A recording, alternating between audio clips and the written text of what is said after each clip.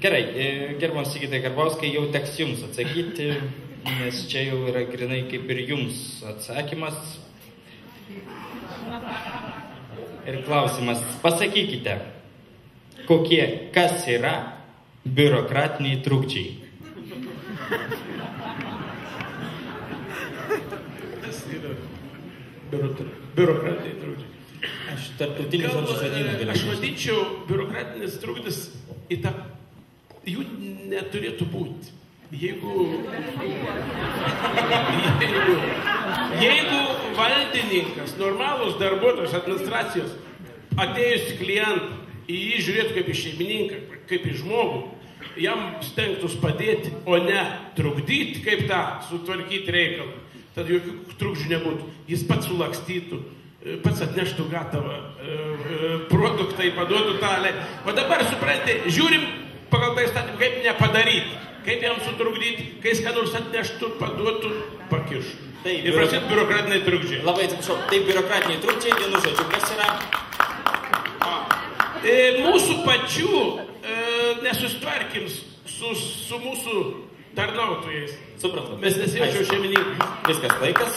Kas yra biurokratiniai trukdžiai? Tai yra, kai žmogus atėjęs į savivaldą, parašęs prašymą dėl tam tikrų dokumentų išdavimo, paprastai sulaukia per mažai dėmesio ir maksimalų privalomą laikotarpį tam dokumentui išduoti. Tikrai yra atvejai, kai galima tą padaryti ir per 5 dienas, bet mes kažkodėl tai savivaldos administracijai sugebam išlaukti tą garbingą 20 ar 30 dienų laikotarpį, kad tik nepaskubėti. Ačiū. Kadangi vadovauja administracija, bet aš dabar ponas Sigitas Karbauskas sako, valdininkas, ne valdininkas valdybė dirba, savivaldybė dirba valstybės tarnautojai. Ir aš tikrai pats, kiek pas manęs buvo atėję, aš tikrai nesu pasiūtęs, turbūt niekas pas mane turbūt negalėjo pasiūs kabinete kaip valdininką. Aš taip elgiuosi kaip valstybės tarnautojas ir to prašau iš savo visų darbuotojų. Aišku, gal vienas kitas bus pasitaikė. Ačiū.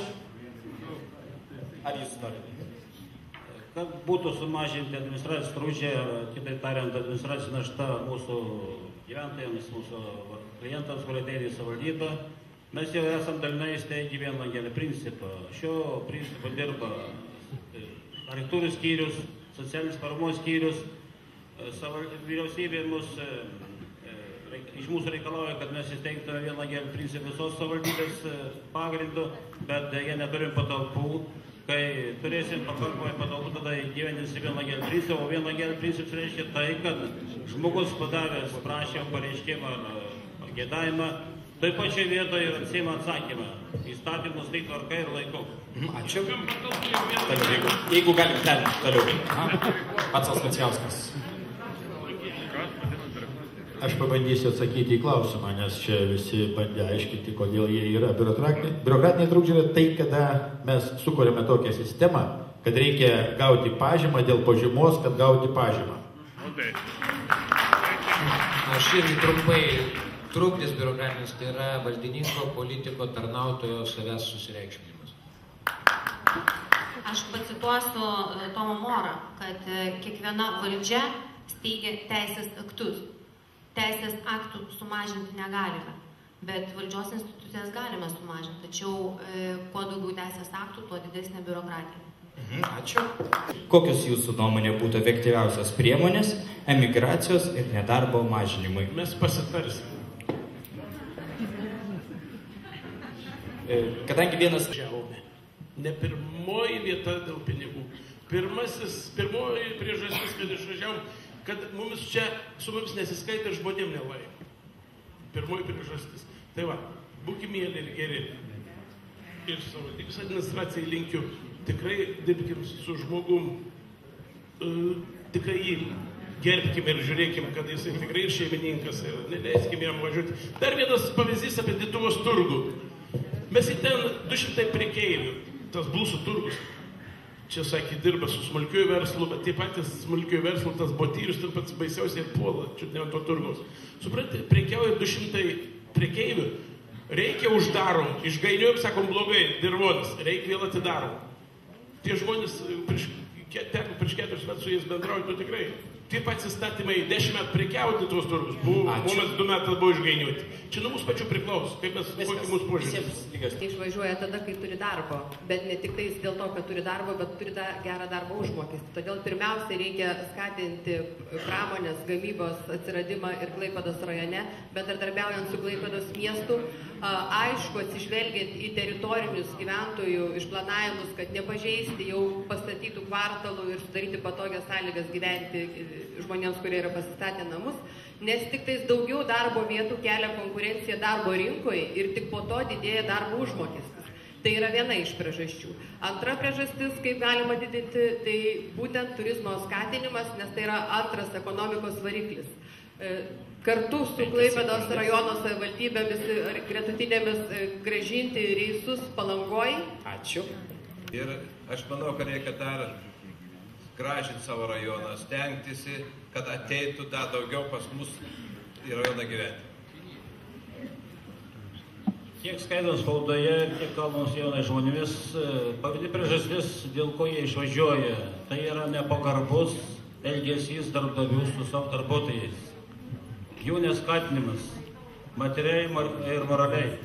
Tai yra viena iš priežasčių, dėl ko jauni žmonės į tai reaguodami išvažiuojant. Ačiū.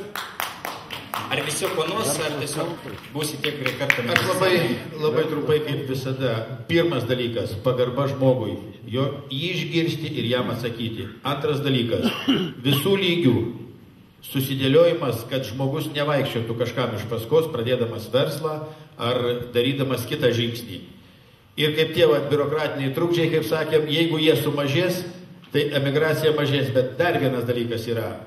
Aš savo šeimoje žinau, kad iš mano prosenelių iš abiejų pusių buvo išvažiavę ir grįžo ir padarė ūkius ir gyveno. Taipgi nėra minusas emigracija. Minusas yra tas, kad mes tų žmonių čia nesaugom. Buvo išvardintos visas priežastys, tai reiškia geras darbas, reikiama socialinė infrastruktūra ir pagarba žmogui. Jeigu tą turėsim, žmonės neišvažiuos arba iš kurie išvažiavę sugrįžo. Pritariu kolegai, iš tikrųjų emigracija tai galbūt pati pradžia, tai nedarbo buvimas, bet iš tikrųjų pradėkime keisti požiūrį kiekvienas ir pradėkime pirmiausia nuo savęs. Tai ar mes galime, ar mes norime ir ar mums to reikia. Niekas neatneš ant lėkštutės ir nepateiks. Iš tikrųjų, dirbdami su Žemės ūkio ministerija dabar yra jaunam verslininkui su pateikta ir kaip tik neperseniausiai atsiradusi kaimo plėtros programa, kur jaunasis ūkininkas gali teikti tikrai paraiškas, steigtis lengvesnėmis sąlygomis ekologišką ūkį ir didesnis sektorius ir galimybės yra skirtos būtent augalininkystės srityje. Iš tikrųjų, trūksta galbūt švietimo ir motivacijos. Dėkui. Aš suklydau, kad jau buvo toks klausimas, bet buvo Česlovai. Kai buvau meru, tai praeitį Nerių Galvanausko buvo pasiūlę direktorių. Tai kas bus čia, ne kas buvo? Suprantate, prieš Nerių Galvanauską dar vieną neturi buvo pasiūlyta, bet staigiai sulaukiau su kito dėmesio visuomenės neigiamų, teigiamų. Nesakysiu. Nesakysiu, tikrai nesakysiu. Supratau, nebus. Vicemero, dėl vicemerų tikrai yra... Ne, etatinių yra tokių etatinių ir norinčių ir galinčių. Bet nebūtinai tiek turėtų būti. Aš galvoju, kad turėtų kiti vici. Bet 80% užtektų vieno vicemero. Etatinio vieno visuomeninio. Tokia taisyklė. Įvardinti negalim dabar, ne? Neįvardinsit, paprašęs, atsisakant. Įvardinti tik vieną objektą, kuriam pirmiausia skirtume dėmesį. Koks tai būtų objektas? Aš manau, kad pagrindinis mano dėmesio objektas būtų rajono gyventojas, rajono žmogus. Ačiū. Esnės pusės tai objektas yra negyvas daiktas, o žmogus yra subjektas. Aš pasitaisysiu, tai būtų mano dėmesio objektas. Daugiafunkcinis centras Gargžduose ir Dituvoj darželis. Ar bus dar kažkas Audronė Balnionienė? Draugiškai dalinas mikrofonu ir perėmė mano žodį, nes aš iš tikrųjų norėjau pasakyti Gargždų parkas ir daugiafunkcinis sporto ir kultūros centras kartu su baseinu. Tai čia turėtų būti pirmas darbas, jeigu tai kalbėtumėm apie žodžius, tarp kurių čia susimaišė objektas ir subjektas. Gerai, ačiū. Turbūt yra numatyta pradėti rengti techninį projektą daugiafunkcinio centro, bet prieš tai, kol mes suprojektuosim daugiafunkcinį centrą, reikia ieškoti lėšų šių kultūros namų remontui. Šios organizacijos yra pakankamai įtraukiamos į savivaldybės sprendimų priėmimų ir jų vykdymą. Dar kartą, kaip manote, ar rajone... Aš supratau, yra... negaisim laiko, supratau, man aišku yra... Aš manau, kad nevyriausybinės organizacijos yra pakankamai atstumtos į šoną. Aš manau, kad daugumo žmonių nuomonė yra neišgirsta. Tegul nepykstant manęs dabar valdantieji, bet aš tą manau ir aš tą žinau. Oponuojančių bus, visi sakys, kad mes čia dirbam, darom, tačiau nevyriausybinės organizacijos, jų dalyviai puikiai žino, kaip yra ir jie man ko gero paantrins. Ačiū. Planuoti, pavyzdžiui, buvo svarstamas kelių plėtros programos lėšų skirstymas iki 20 metų. Šio sprendimo projekto parengime dalyvavo visi senaičiai išrinkti senijuose, bendrovės atstovai, seniūnai ir jų parengtų siūlymų pagrindu buvo priimtas tarybos sprendimas. Tai tikrai labai demokratiškai buvo priimtas sprendimas ir dėl šito sprendimo ne viena senaitija, ne viena seniūnija neprotestavo. Sigitas parodė kartais apie tas nevyriausybinės organizacijų įtraukimą. Pas mūsų bendruomenė visą laiką būdavo įtraukiamas toks kirbosas, jeigu esate kas bendruomenė žinot. Kirbosas, ten uabas, aš vadinčiau, 2 žmonės ar 3 ir pastoviai tie pat siūlo. Simonavičius pasiūlo Simonaitytį ir jie ir įtraukti. Ir vadinasi atstovauja visuomenės organizaciją. Čia tokių parodymų buvo. Ne, aš pati atsakinėsiu, aš kandidatuoju ir atsakau. Nevyriausybinės organizacijos tikrai per mažai įtrauktos ir galiu pasakyti, kad jos turi dalyvauti ne tik sprendimų priėmime, bet ir idėjų teikime. Nes iš tikrųjų yra labai daug skirtingų asmenybių, tikrai yra labai daug įdomių pasiūlymų ir idėjų. Ir išgirdus įvairias idėjas ir pasiūlymus galima priimti tikrai labai gerus dalykus ir tada galėtų atsirasti ir nauji objektai. Traukiamas ir aš, kaip minėjau, esu vietos veiklos grupės valdybos pirmininkas ir tikrai matau, kaip kartais savivaldybės atstovai bando įtakoti savo nuomonę vietos veiklos grupės dėl vienu ar kitų projektų. Tai to tikrai neturėtų būti. Mes turim klausytis, ką žmonės, ką bendruomenės, ką organizacijos mano, net atvirkščiai, ne politikai turėtų diktuoti nevyriausybinėm organizacijom savo poziciją ir nuomonę. Duoti klausimą kolegai Sigitui. Ne, gal klausimai patogu. Galima grįžti klausimus. Aš labai, čia buvo pasakyta, kad nesitarėm su visuomenė, bendruomenė. Jau dabar visi net užmiršot dėl vėjo jėgainių. Tai kas tai atsižvelgia? Pas mus netėjo ir neteis vėjo jėgainės. Tai kito nebuvo išklausyta. Kad yra bendruomenės ir nevyriausybinės organizacijos įtrauktos į tą veiklą. Taip, bet klausimas, kiek jos yra girdimos, nes būti įtrauktam ir būti išgirstam yra truputuką skirtingi dalykai. Ir aš kaip merė kalbu, kad pirmiausia, ką padarysiu dar prie viso šito, tai visuomeninių mero patarėjų komanda, visuomeniniais pagrindais, tam, kad būtų išgirdėta viso rajono problematika, kuri nėra susieta nei švogerizmais, nei kitais asmeniniais ryšiais, o būtent tai reikia daryti, ko žmonėms iš tikro reikia. Ne, jau dabar viskas, jau visą laiką. Manau, kad bendruomenės atstovai ir senaičiai yra įtraukti į visuomenės reikalų svarstymą, nes kaip vienos partijos atstovas sakė, kad turi savo sąraše 10 bendruomenių pirmininkų ir ten apie 10 ir daugiau senaičių. Tai manau, jie aktyviai dalyvauja politinėje veikloje. Atvilas Macijauskas, jeigu galim. Jūs pabaigos žodį norėjot pasakyti. Ne, aš tiesiog baigdamas noriu labai apgailestauti, kad mūsų dabartiniai valdantieji sunkiai supranta, kas yra nevyriausybinės organizacijos. Atleiskit vyrai, bet taip yra. Gerai, Užuovėjos gatvė jau 1997 metais turėjo būti išasfaltuota.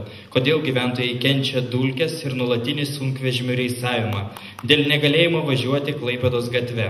Kokie pasiūlymai, kaip spręsite šią problemą? Gatvė 97 metais buvo neišasfaltuota.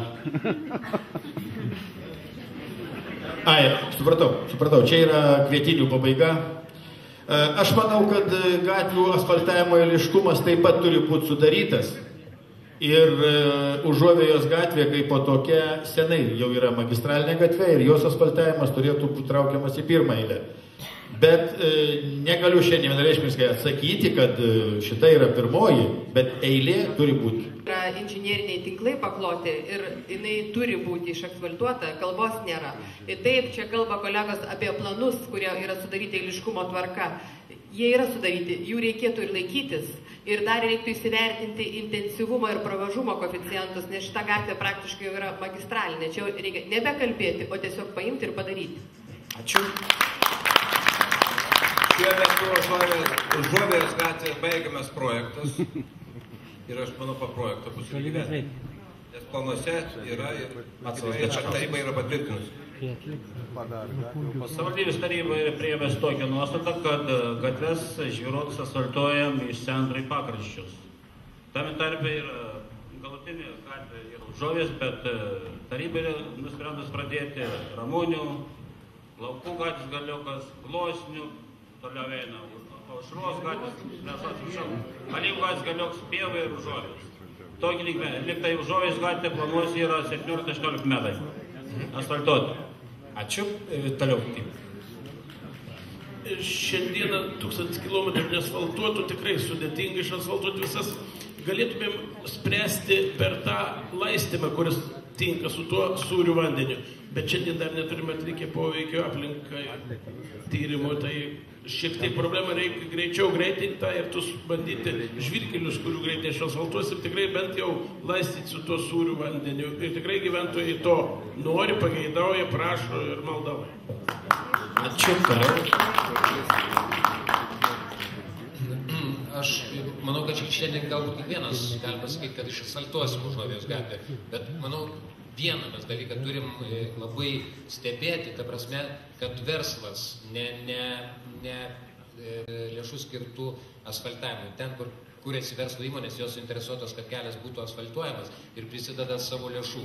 Tai šitoje vietoje, aišku, savivaldybė iš tikrųjų turi atstovauti ir tą socialinius sluoksnius, kur pensininkai gyvena, kad nebūtų gatvės asfaltuojamas vien su verslo prisidėjimu.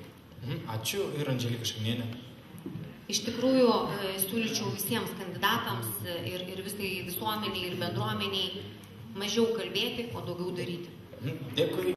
Būsimas merė, svarbi dorovinė savybė. Čia labai didelis klausimas, tai jūs turite pasakyti taip, ne, ir po to labai taip. Kaip žvelgiate į skyrybų skaičiaus augimą? Vienareikšmiškai blogai. Prostitucijos legalizavimą? Blogai.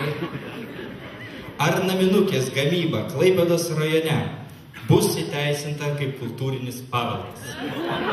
Tai negali būti įteisinta vien Klaipėdos rajone, jin gali būti įteisinta Lietuvoje. Ir aš manau, kad tai būtų tikrai protingas žingsnis, nes įteisinta Latvijoje, Vokietijoje, Čekijoje, daugelį ES valstybių. Reikia tą teisiškai sureguliuoti ir aš manau, kad iš tikrųjų kulinarinis, kultūrinis paveldas yra labai svarbu, bet jisai turi būti griežtai prižiūrimas ir kontroliuojamas. Ačiū. Ar bus oponentų? Andželika Šaknienė. Iš tikrųjų, tie paminėti paskutiniai du epizodai, tai yra vyriausybės ir valstybės bei Seimo narių klausimas ir iš tikrųjų teisės aktai yra būtent ten priimami ir įgyvendinami. Tai čia mes kaip merai arba kandidatai įtakos tam neturim. Mes tik tais kaip bendruomenės arba nevyriausybinės organizacijos galim pasisakyti savo nuomonę vienu arba kitu klausimu. Ačiū. Ar bus kažkas? Nebus oponentų. Dėl prostitučių norėtų pasitikslinti. Dėl vieno galvočiau galvojus, kad čia daryti arba taip, arba ne. Čia tarėmės mes ar legalizuoti ją, ar ne? Tai taip, ar ne? Dar nesusitarėm. Supratau, visus pakviesite į svečius miške. 10 milijonų litų. Tačiau jį tenka pripažinti yra negyva. Vienas kitas renginukas, muziejaus filialas, tai tik kruopelytė atgaunant investicijas. Kodėl tie milijonai neatsiperka, kodėl pas mus neplūsta turistų srautai ir kodėl mes esame tokie neįdomus. Iš tikrųjų, labai daug kartų buvo tas klausimas aptarinėjamas ir dar man būnant tarybos nariu. Aš manau, jau tai, kas investuota, tai, kas įdėta, jau nepakeisi. Ar protingai buvo padaryta, žinoma, kitas klausimas. Čia, aišku, reikia gelbėti tą objektą ir gelbėti, aš manau, kad ten tikrai, kuriant infrastruktūrą, ta prasme, kad aplinkui turi atsirasti ir paslaugos, traukos objektai, ir kavinės, ir kiti būtini dalykai poilsiui. Ir eina kalba, aišku, apie galimybę naudotis tą prieplauką. Reiškia, reikia gilinti įplaukimą. Bet šitoj vietoj, man atrodo, kad vėlgi vienareikšmiškai tikrai nebereikėtų kartoti klaidų ir mesti tokių didžiulių lėšų. Aš manau, kad užtektų kiekvienais metais pagilinti su nedideliam lėšom, kad gali tie laivai galėtų sprendimo būdas pagilinti. Taip, supratom. Be didelių pinigų ir kiekvienais metais tą darbą atliekant už nedidelius pinigus. Ačiū, Šaknienė. Pritarsiu kolegai, kad tai, kas yra padaryta, blogai ar gerai, kiekvienas mokomės iš savo klaidų. Ir šitoj vietoj siūlyčiau, kad būtų galbūt suteikta galimybė atsirasti operatoriui, kuris perimtų administracinę naštą, kuris galėtų suteikti didesnės galimybės įsisteigti verslui, galbūt atiduoti ir jaunimo rankas, taip skatinant jaunimo verslumą. Manau, tikrai yra galimybių ir būdų ir idėjų, tik tais įjunkime nevyriausybinės organizacijas į šitą projektą, įjunkime verslą, įjunkime mokslą ir mes išnaudosime Dreverną ir jinai bus patraukli. Ar bus oponuojančių? Tada taip reikim jau ratų, nes visi, kaip supratau. Iš eilės galime išti. Negalėčiau sutikti su to, kad šitą investiciją yra beviltiška ir nepasiteisino. Tai pirmas žingsnis padidant patrauklumą Drevernos gyvenvietės. Šią linkmę toliau savivaldybė dirba, įrengia etnografinį muziejų. Įrengsim šiais metais, užbaigsime pasitį 13,5 metrų aukštį bokštelį, iš kurio galės apžvelgti Lydą ir Juodkrantę ir panašiai. Esam įkūrę klasterį tarp su Šilutės ir savivaldybė ir mūsų turizmo informacijos centro, ir mūsų savivaldybė dalyvauja, kad pagyvintų turizmą Vilhelm kanalu, Minijos upę ir Kuršių mariomis. Taip pat vyksta darybos su vandens kelių direkcija, kad būtų teisinti keliai Dreverna Juodkrantė, Dreverna Šturmai ir jie prisiimtų atsakomybę šių kelių eksploatavimą. Ačiū. Jūs grįžtate, jūs turėsite plot? Ne visi kartuosiu, ką meras pasakė, bet tik tai noriu pasakyti visiems, kad buvo skelbta daug kartų, kurių taryba patvirtinusi sąlygos koncesijai. Po kol kas ne vienas nebuvo atsiradęs. Gerai. Dėkui. Kadangi to labai iš tikrųjų domėjausi, tai turėčiau priminti, kad nuo 2008 metų mes vis čia rajone stengiasi įtraukti į vandens kelių registrą, kai būtų gaila dabar jau yra 15-ieji. Kalbam apie tai, kad kasmet 80 000 litų yra įdedama Drevernos šito uostelio priežiūrai. Dėl to pirmiausia, tai reikėtų atsivesti būtent ten smulkų ir vidutinį verslą, sudaryti sąlygas kempingų statymui, vietos paslaugų teikimui, etno paslaugų teikimui, kad būtų galima kažkokiu būdu pritraukti turizmą, įtraukti į turistinius visus žemėlapius. Mes kalbam dabar jau kelinti metai, girdžiu apie bokštelio statymą. Džiaugiuosi, kad pagaliau jį pastatysim, nes Kretingos rajone jis sustovi daug metų. Dėkui. Ciktas Karbauskis oponuos, ar ne? Ar jau nesibuvot? Jūs jau oponavot. Aš paprašysiu truputį kelių sekundžių daugiau laiko, nes šitas klausimas man žinomas ir pakankamai skaudus. Pirmas dalykas, tai ar šita prieplauka šiandien yra naudinga ar ekonomiškai nuostolinga. Tai ryškiai nuostolinga. Priežiūros nėra, aplaužyta, praktiškai neveikia išskyrus laivų statymą. Antras dalykas, prisikviesti operatorių, tai supraskim, kad sąlygose turi būti tik primokėta tam operatoriui. Tik primokėta, galbūt mažiau negu mes išleidžiam, bet tik primokėta, o ne kad jis investuotų ir mokėtų kažką tai. Trečias klausimas, aš labai stebėjusi, kai ponas Vaclavas Daškauskas vienam Bangos laikraštį kalbėjo apie įplaukimo gilinimą. Aš ten 10 metų plaukiojau, aš žinau tą kelią, mintinai ko gero įplaukčiau pats, dabar nėra nužymėta, bet ten niekas niekada neišgilins ir mes šito nesvajokim. Ten užnešama vieta, taigi išsiaiškinkim su vietiniais. Ir trečias dalykas, kas man labiausiai, aš prašiau ilgiau truputį. Trečias dalykas, kas yra pats svarbiausias, tai šito gyvenvietės, kaimo žmonių organizavimas ir mokymas. Ten tikrai yra problema pačių žmonių supratime. Ten yra geri žmonės, ten yra viskas tvarkoj, bet juos reikia mokyti, kaip priimti žmogų, kaip prikviesti ir kaip ten, kad jis atvažiuotų. Tikrai patikėkit, šito ten reikia. Aguodienam nereikia, Drevernai reikia. Ačiū. Norėsit dar sakytai jūs oponuoti, nes jūs nepana. Viskas. Kaip rinkimų sąrašo lyderiai vertina Dievo įsakymą nesvetimoteriauk? Žmonėms kai kurių kandidatų amoralumas akis bado. Čia buvo tik patikslinimas, tai jeigu jūs galite, bronių, pasakykit, tai kaip jūs vertinat, kad kai kurių sąrašo lyderiai yra... Ne, tiesiog Dievo įsakymą nesvetimoteriauk. Tai aš suprantu iš tikrųjų, kad tai yra klausimas visiems kandidatam. Aš tiesiog skaitau. Bet kadangi man teko ištraukti, tai aš manau, kad tikrai yra teisingas Dievo įstatymas ir tikrai mes visi to turim laikytis. Ar laikomės? Jau kitas klausimas. Supratau, gal moteris galėtų atsakyti šitą klausimą? Ne? Aš esu normalios pakraipos ir aš myliu vyrus ir myliu savo vyrą. Ir dar kitą mažąjį vyrą tai ąžuolą. Supratom. Ar bus kažkas, kas oponuos? Ne, tikrai nereikia. Jau gavote apie Drevernos prieplauką. Viskas yra, žinokit, gerai, kas yra gerai. Jeigu yra šeimoje susiklausimas, visi Dievo įsakymai bus vykdomi. Nevok, tai vok. Čia. Andželika, jūs busit paskutinioji. Kas? Jūs nesvetimoteriauk norėjot dar patikslinti. Gerai. Prašom jums. Aš apie šitą įsakymą. 7 yra ir jis be brūkšnelio. Nes jis tada galvojo, gal tokio bereikalingas jis yra, bet čia jokais. O taip, tai aš pats jau gyvenu 37 metai ir nesiruošiu skyrybą. Ačiū, kad pasigyrėt.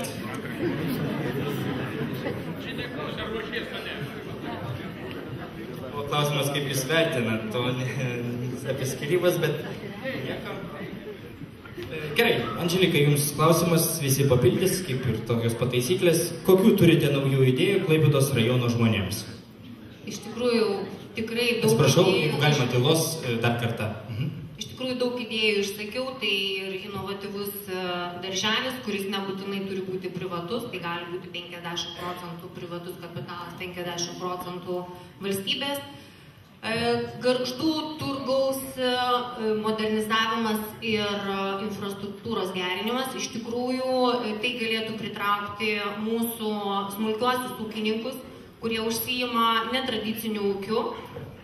Taip pat šitoje vietoje galėtų prisijungti ir jaunimas su verslo liudijimais, kuriems galbūt galėtų būti iš vis atleisti nuo fiksuoto pajamų mokesčio dydžio.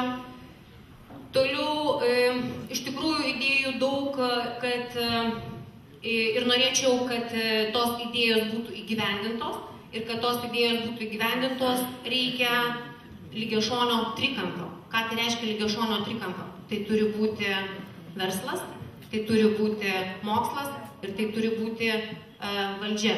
Viduje trikampio lygiašonio turi būti apskritimas, tai yra žmogus. Šita sinergija ir turi būti mūsų Klaipėdos rajone. Ačiū, turbūt visi oponuos, tai dabar jeigu taip galima nurodyti. Tai turbūt negalima Andželikos darbam oponuoti. Tik tiek, kad, sakykime, ko aš dabar pasigendu ir manęs kolegos ūkininkai nesuprastų, jeigu aš to nepasakyčiau, aš tikrai pasigendu ir vienas iš mano tokių svarbesnių darbų būtų tikrai aktyvesnis bendradarbiavimas su ūkininkais ir su kaimo bendruomene. Ačiū, primenu, kad nepapildom, o oponuojam. Tai tiesiog papildyti labai nereikia. Aš manau, kad vienas iš pagrindinių dalykų šiandien turėtų būti, žinoma, šitų kultūros namų tvarkymas ir atradimas jiems, sakysim, dvasios, bet mes turim dar vieną skaudulį įvažiuodami Gargždus, tai Gargždų stotį.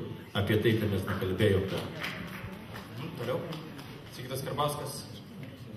Išnaudoti daugiau turizmui mūsų Karklę, Pajūrį, Pamarį, tą patį Dreverną. Vienas iš pagrindiniai mano yra, kad siūlyti vyriausybė, kad būtų atkreiptas dėmesys į jaunų žmonių problemą. Tai yra būsto problema, kad jaunimui būtų žymiai didesnė parama skiriama įsigijant pirmą būstą. Taip sumažinsime migraciją ir sulaikysime jaunus žmonės nuo išvažiavimo. Ačiū. Čia minėjau dėl būsto, bet aš pasakyčiau, kadangi esu komisijos pirmininkas dėl socialinio būsto, kur skiria valstybė labai mažai lėšų ir tikrai susidurint su tokia problemas, net svarstant klausimus, net tenka pačiam kartais apsiverkti. Dėkui. Ir paskutinis oponentas. Geriems darbams nėra ko oponuoti, svarbu, kad jie visi būtų įgyvendinti, apie ką kolegos kalbėjo, bet yra fantastiškas vakarų regiono dalykas, mano toks negražus žodis. Mes čia turim geoterminius vandenis, apie tai mes pamirštam. Ir aš turiu tokią svajonę ir tikrai įgyvendinsiu. Gargždų karjeruose turės rasti spa su geoterminiu atviru baseinu, kuriame yra gydomasis vanduo. Yra padaryti tyrimai, jie sveika, jie labai sveika sąnariams ir mes turim tą padaryti. Tai bus dar vienas iš turizmo traukos. Ačiū. Dalykai. Antrasis klausimas. Jau galime tylos. Nedaug liko. Kokiais teisės aktais vadovaujantis rengiami teritorijų planavimo dokumentai? Kokių statybos techninių reglamentų nuostatomis išduodami statybos leidžiantis dokumentai? Iš tikrųjų yra statybos ir architektūros skyrius, kuris šitais teisės aktais ir vadovaujasi, nes žmogus visų teisės aktų išmanyti negali. Jo, aš irgi to namų darbo neišmanau. Aš atsisakysiu komentuoti, kadangi tikrai žinau, bet man nepatogu prieš Andželiką, nes tada man pradės pasakoti, kokie yra teisiniai aktai ir taip toliau.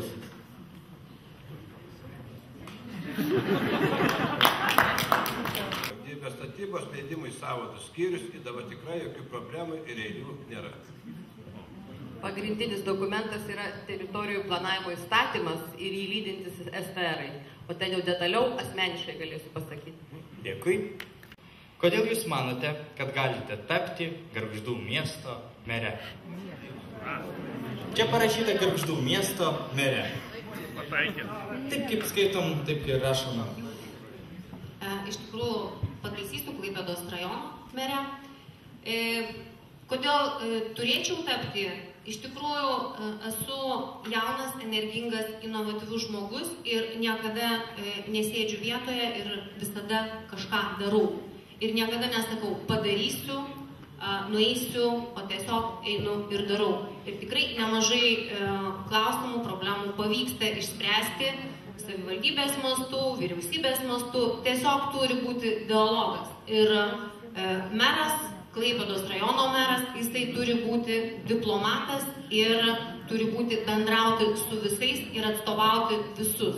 Ir jisai turi būti šeimininkas. Taigi, Klaipėdos rajonas, tai mano ir jūsų namai. Ačiū. Dėl oponavimo, Andžela, jeigu nepyksta, bet iš tikrųjų apie žemės ūkį, ką vardinot apie kaimo plėtros programą, jaunųjų ūkininkų įsikūrimą, tai toli gražu, tai yra visiškai ne į tą pusę. Ir tas, kas sėdi salėje ir žino apie tai, galėtų tam pasakyti. Vat, iš tikrųjų, yra sritis, kurias gali žinoti, nes visko negali žinoti. Tai tų sričių, kur negali žinoti, geriau nekalbėti. Ačiū. Nežinau, aš negaliu gal net sakyti, nes įeis į salę gavau vieno žmogaus, saka, tu pažadėsi. Tai manęs dažnai klaus, ką pažadėsi. Vienintelį gal aš daugiau sakau, bendrauti visada su visais. Niekada žmogaus neatstumti, su juo bendrauti. Pažadu tiek, daugiau ne. Ačiū. Apie oponavimą daugiau reikėtų, ne koks jūs esat geras. Ar verta Andželika tapti mere, ar neverta? Pasakykit, taip, ne.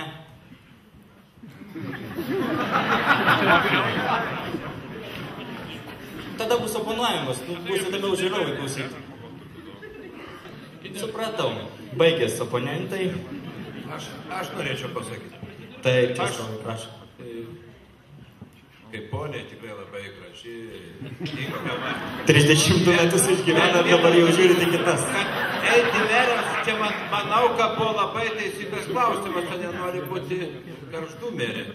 čia tiksliau būtų pasakyti Gargždų seniūnė. Būtų labai naudinga pirmą jo pabūdį, nes vadovauti rajonui iš karto atėjus be patirties, be gyvenimiškos patirties, be ir suburti reikės su taryba, tai manau, kad būtų nelengva. Gerai, pradėjom nuo Grožio. Šiaip aš oponuosiu ne Andželikai, oponuosiu ponui Česlovai. Česlovai, žinokit, vietoj to, kad mažai patyręs, yra geriau gerai patyręs. Ir Andželikai, jūs galite Aš oponuosiu taip pat Česlovai. Ačiū labai už komplimentą. Bet, suprantate, aš 10 metų buvau filialo vadovė ir dirbau statybos sektoriuje. Mano išsilavinimas yra pirmasis matematika ir man teko skaičiuoti sąmatas ir įrenginėti vidaus ir lauko baseinus. Ir tokie projektai yra kaip Klaipėdos viešbučio projektas, Palangos projektai ir taip toliau. Iš tikrųjų, man reikėjo vadovauti nemažai kompanijai vyrų, jaunai, merginai. Ir buvau tada dar žymiai jaunesnė negu dabar. Toliau, politikoje esu 12 metų ir iš tikrųjų žinau, ką ir kokios procedūros yra vykdomos, kokie yra priimami sprendimai ir kokie yra racionalūs ar neracionalūs. Jūs turėjot pasakyti, ar Česlovas gražus ar negražus, jūs to laukia. Jūs dabar čia Man gražus